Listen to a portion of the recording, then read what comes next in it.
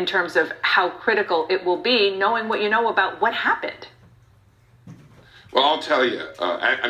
I've said this all along on CNN and every station, every channel that I've worked with. I told the Mueller team this, the House and the Senate Intel committees.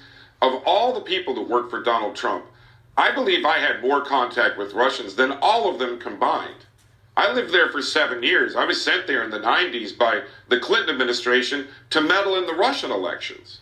I married a Russian. I have a Russian daughter. We speak Russian in our home. So, I was always going to be in this jackpot because I also have known the president since 1988. So it's like being in a minefield all the way through the whole thing. And it was very clear they were focused on Russian collusion during my questioning. And in fact, I know that they were interviewing witnesses just last week about potential Russian collusion. So they've been all about that all along.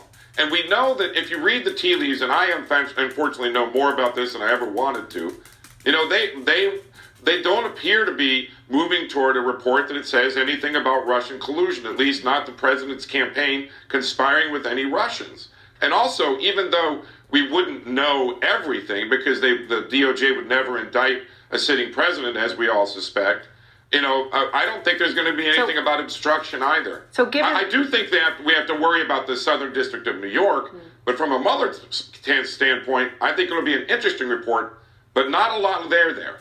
So given what you just said, should the president have not gone after the report and the special counsel as aggressively as he did, calling it a witch hunt, calling it a hoax, trying to undermine the legitimacy of a report that you think actually might not hurt him?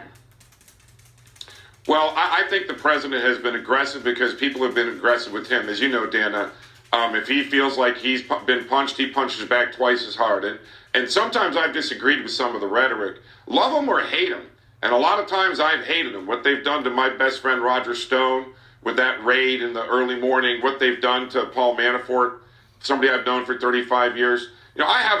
I've not been a big fan of this investigation, but say whatever you will. This is the most impressive array of investigatory talent the American government has assembled in the 21st century.